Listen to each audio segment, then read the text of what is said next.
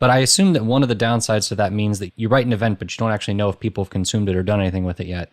So it's faster in the sense that you write things, but I assume you would have this like eventual consistency problem where you can't count on, things just happening in a certain order. Is that true? Absolutely. That's a term that I just absolutely love. I think that eventual consistency in this case, you have to be okay and accept eventual consistency into your heart and say that this is okay and I am okay with it. At the core of it really is that you have really no guarantees. You can add guarantees into it if you want to and can have special acts and so on. But in general, if you just simply accept the fact that you know that it's eventually going to become consistent, it's okay and it's good enough. And I think that's a building block for the entire architecture. Basically, you are okay with things just working eventually.